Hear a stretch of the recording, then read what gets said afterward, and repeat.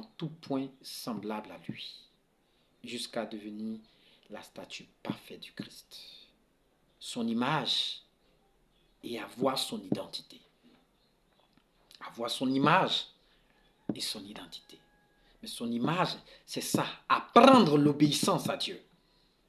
Et dans l'obéissance à Dieu, il y a la crainte de Dieu. Parce que quand on se confond à Christ, quand on s'associe à Christ, quand on devient un avec Christ, Christ a la capacité de nous montrer la nature du Père. Et comme Paul le dit, dans la nature du Père, la Bible déclare qu'il y a l'aspect redoutable de Dieu. Nous avons pris l'aspect Père. Mais dans la nature du Père, il y a l'aspect redoutable de Dieu. Ne nous risquons pas à être des ennemis de Dieu, à être des adversaires de Dieu. C'est terrible. La Bible dit qu'il est terrible de tomber dans les mains du Dieu vivant, ou entre les mains du Dieu vivant. Il est terrible ce Dieu-là. Imagine, celui que Satan le fougueux n'a jamais pu affronter. Celui contre qui il ne s'est jamais levé, qui n'a jamais combattu. Comprends que Dieu est redoutable. Et quand nous prions, ou quand nous disons que nous sommes chrétiens, il faut que cela se fasse avec beaucoup de sérieux. Mais avec beaucoup de sérieux. Avec beaucoup de sérieux. Quand nous voulons marcher avec Dieu, que ce soit avec beaucoup de sérieux. Bien-aimé, que ce soit avec beaucoup de sérieux. En ce matin, le thème que j'ai voulu partager avec vous, c'est ça. Il a appris l'obéissance à Dieu.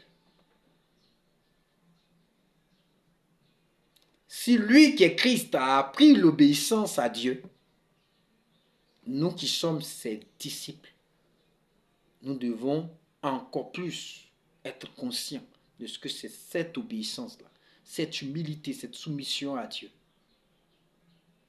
qui peut nous conduire à l'excellence dans cette marche chrétienne. C'est pourquoi la Bible dit qu'il est devenu un souverain sacrificateur exceptionnel. C'est-à-dire il a eu l'approbation, que ce soit des anges, que ce soit du diable, que ce soit des démons, que ce soit de Dieu, que ce soit des créatures célestes, pour être reconnu comme celui qui a vaincu le diable dans toutes ses manifestations, que ce soit dans le spirituel comme dans le physique, que ce soit dans la chair comme dans l'esprit. Et devenant le vainqueur par excellence, il nous donne désormais de pouvoir participer à cette victoire qu'il a acquise par l'obéissance à Dieu. Donc ton conflit, ce n'est pas contre le diable. Le conflit contre le diable, ça vient après. Ton premier défi, c'est ramener ton corps à l'obéissance à Christ.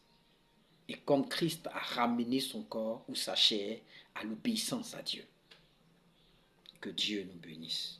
Parce que c'est en cela que tu seras un serviteur extraordinaire, que tu seras un chrétien extraordinaire, une personne extraordinaire. Et je voudrais m'arrêter là.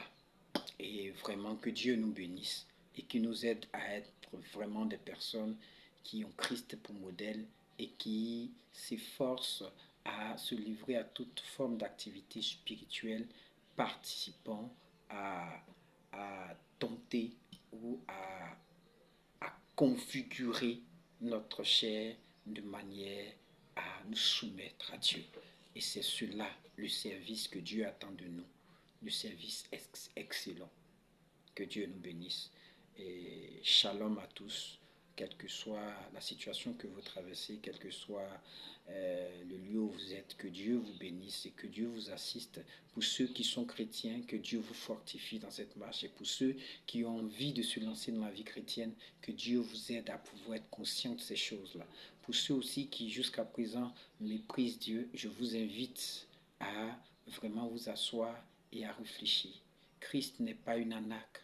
Le nom de Jésus-Christ sauve. Et il y a beaucoup de polémiques autour du nom de Jésus. Mais je peux vous assurer que quand tu l'expérimentes, tu réalises la vraie liberté. La vraie liberté. Cette liberté que Dieu avait préparée à l'homme, que Dieu avait destiné à l'homme, à la création. Que Dieu nous bénisse encore et bonne journée.